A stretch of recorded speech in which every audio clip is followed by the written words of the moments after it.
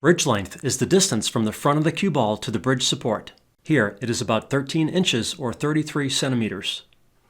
In this video, I cover best practices advice and discuss advantages of both longer and shorter bridges. The generally recommended bridge length range is from 8 to 12 inches. 8 inches is a good choice for beginners, and 12 inches is a better choice for intermediate players. Complete novice players might prefer a very short bridge length at 6 inches, and an advanced player or pro might prefer something much longer. We will see the reasons for these choices in the remainder of the video. An advantage of a short bridge is it minimizes aiming error and unintentional side spin caused by a non-straight stroke. With a short bridge, look how little the tip moves with large sideways motion of the backhand. With a longer bridge and the same sideways motion of the backhand, the aim and side spin changes are much larger. Here's a comparison of the ranges side by side. The sideways stroke error is the same for both, but the shot error is much worse with the longer bridge. If these sideways motions might occur with a stroke, as with a novice player, a shorter bridge is much better to minimize the associated errors. Better players can use a longer bridge effectively because they have a straight stroke. Another possible error is bridge motion during the stroke. Using a shorter bridge also helps limit the effect this has on a shot. Again, here's the side-by-side comparison.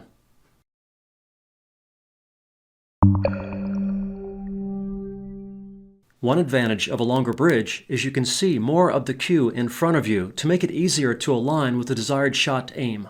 This is especially true with an open bridge. A closed bridge partially blocks your view of the cue, making accurate alignment a little more difficult.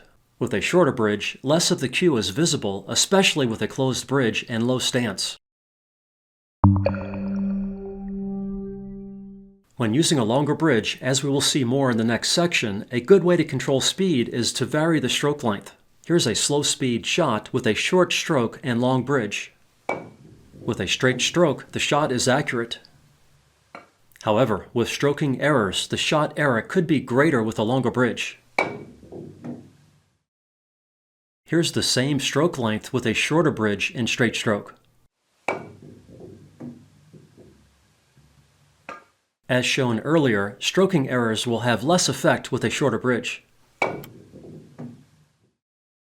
For slow speed shots, you have the option to use a shorter bridge, but you won't get the benefit of seeing more of the cue as discussed in the previous section.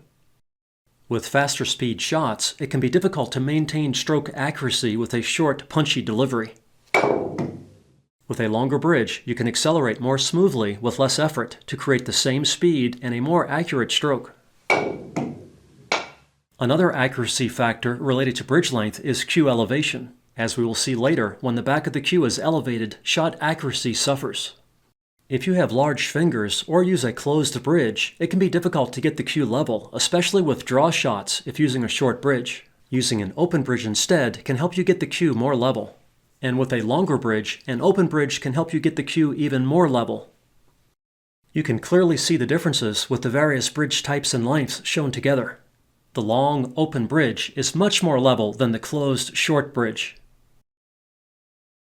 Here, you can clearly see how lengthening the bridge helps get the cue more level, especially with a low tip position. Here's a shot example showing the importance of always having the cue as level as possible. I am aiming the cue ball right at the center of the 8 to test aim and stroke accuracy. With center ball aim and good stroke mechanics, I get an accurate hit. Now I am parallel shifting the cue sideways a small amount to simulate slight tip placement error.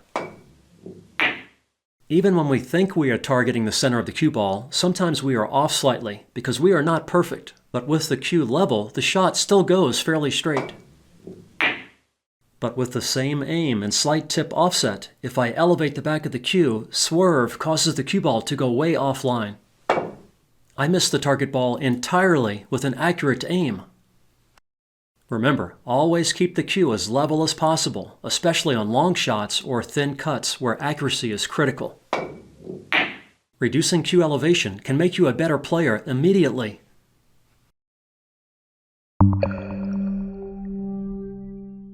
Generally, it is recommended to use a consistent bridge length so your setup is the same for every shot. Then, you just vary the stroke length to create the desired shot speed. It's just like putting or chipping in golf, where you bring the club back a short amount for a slow speed shot and a longer amount for a fast speed shot. If you accelerate smoothly the same way on every shot, the stroke length totally determines the shot speed. This is a good way to create stroke speed accuracy and consistency. I like to divide my stroke length into quarters to help judge shot speed. Here's a quarter stroke for slow speed shots. Here's a half stroke for medium speed shots. Here's a 3/4 stroke for fast speed shots. And here's a full stroke for power shots. It is helpful to practice these stroke lengths shooting the cue ball straight up and down the table. On this table, my 1/4 stroke shot comes back to the head string. My half-stroke medium speed shot goes off 2 rails back to the center of the table.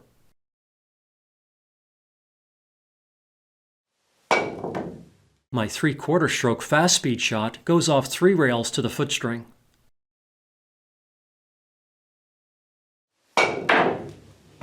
And my full stroke power shot goes off 3 rails back to the head string. Obviously, the distances on your table will depend on your stroke and the cloth and cushion conditions, but my table is fairly typical.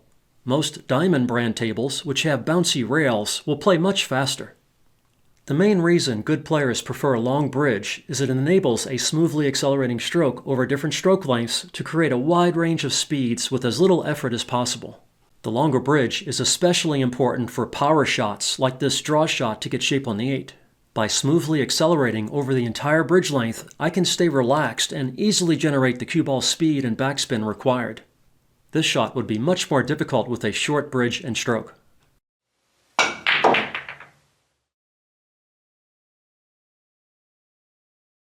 You can clearly see how little effort is required with the long and smoothly accelerating stroke. Obviously, this works only if you can maintain a straight stroke over the long bridge length, but this is not a problem for good players, especially the pros.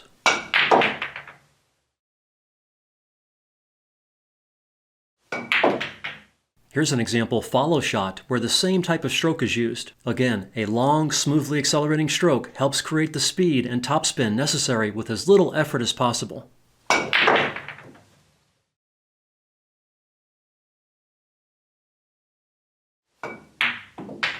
Here's another example related to bridge and stroke length. What would you do in this 8-ball situation, shooting stripes against a good player, with the 8 hanging in front of the side pocket, blocking the path of the 13 to the corner? I'll give you a few seconds to think about it.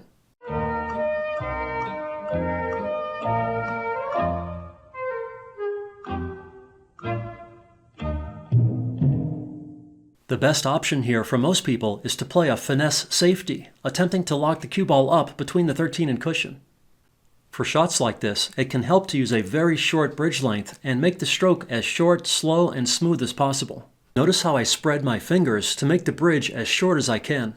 This just helps put you in the right frame of mind and forces you to keep the stroke very short. Notice how slow, smooth, and short the stroke is. It is really just a miniature version of a longer stroke. You don't want to jab or poke at the cue ball. It is best to ignore the cue ball and just deliver the cue with a slow, smooth, and short motion. If you really bury the cue ball, you will block 1 and 2 rail kicks. The only reasonable option here is a masse kick. If you don't hide the cue ball, you can leave an easy 1 rail kick.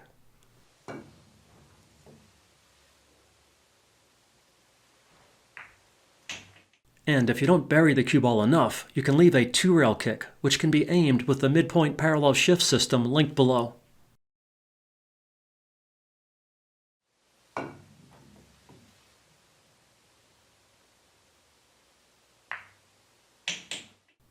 But if you really bury the cue ball, you will likely win this game against most players.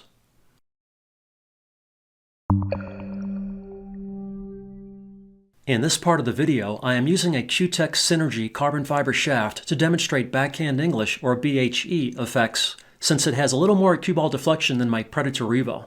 For more information on BHE, see the link below. To test side spin shot aim, I am targeting a square hit at the 8 on the head rail. For a long distance, medium speed shot and a long bridge length, I can use pure BHE to get an accurate hit. Notice that with a square hit on the 8, the cue ball does not come straight back. The side spin throws the object ball to the left, with the cue ball moving to the right, which is exaggerated by the double kiss. To have the cue ball come straight back, I would need to hit the 8 a little to the left of center to have the throw effects cancel. This really isn't important. I'm just explaining why the cue ball does not come straight back with an accurate hit with side spin. This doesn't mean this is the best bridge length for this cue, only for this particular shot using pure BHE. If faster speed is used, there will be more cue ball deflection, and the BHE pivot doesn't compensate enough. At slower speed, the cue ball swerves sooner, resulting in less net cue ball deflection, so the BHE pivot changes the aim too much.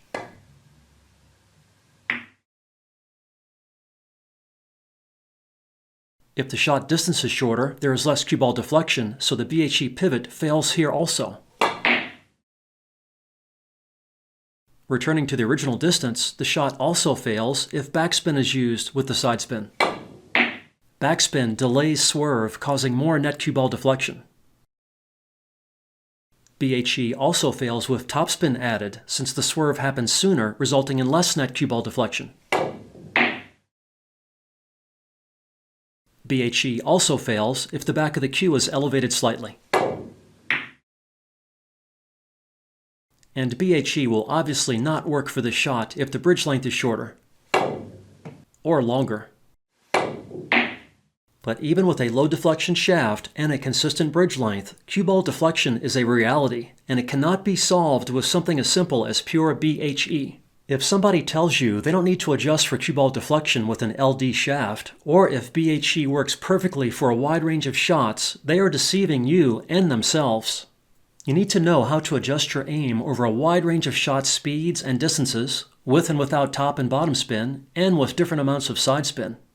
For more information on how to do this effectively, see the System for Aiming with Side Spin, or SAWS, linked below. With SAWS, it doesn't matter which cue or bridge length you use. You can still accurately compensate for cue ball deflection for shots of any speeds, distances, and amounts or types of spin. Now, for a power break shot where the shot speed is very fast, it does help to have a break cue with a natural pivot length well matched to your preferred bridge length.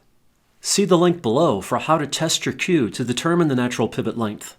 By bridging at the natural pivot length, if your aim is true and your bridge is still during the stroke, even if the cue goes offline during the stroke, you will still get an accurate hit.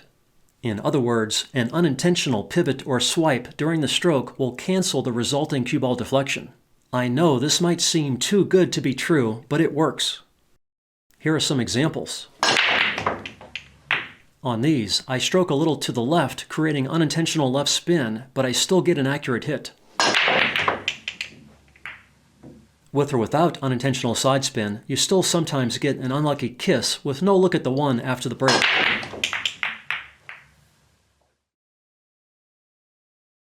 Here, I aim very slightly to the left of the center of the one to leave a good shot at the one up table.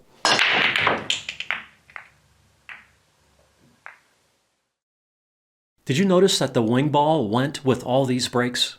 That's why most pro 9-ball tournaments now have rules to prevent breaking from the side with the one on the spot. Pocketing a ball and getting shape on the one makes the game too easy for top players.